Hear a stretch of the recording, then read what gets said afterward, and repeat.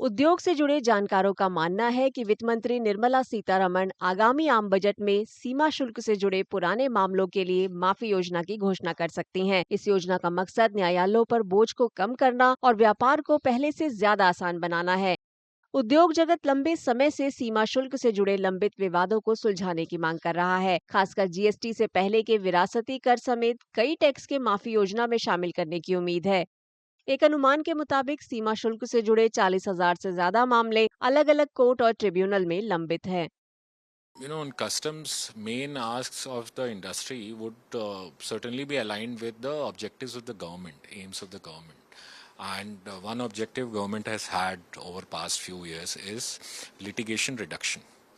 So on that front, having an amnesty scheme for customs, especially covering pre-GST legacy taxes like additional duty, special additional duty, has been one of the asks of the industry.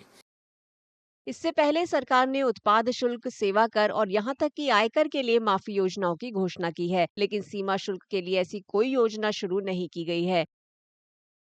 विशेषज्ञ बताते हैं कि अंतर्राष्ट्रीय कंपनियां कर मामलों पर फैसला लेने के लिए गैर सरकारी पेशेवरों से मिलकर इंडिपेंडेंट एडवांस रूलिंग अथॉरिटी बनाने की वकालत कर रही हैं। International companies are looking at from a customs perspective from Indian government is to set up an independent advanced ruling authority.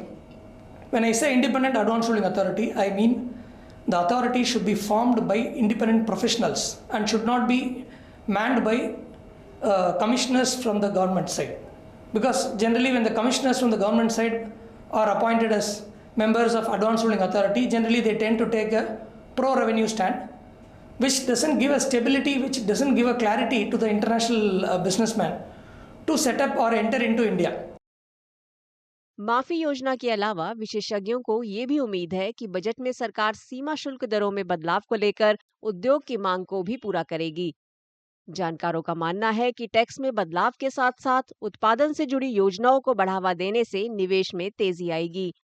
साथ ही विशेषज्ञों का ये भी सुझाव है कि रिसाइकल और रीयूज करके बनाए गए सामान पर टैक्स को कम करने से मैन्युफैक्चरिंग को बढ़ावा मिल सकता है।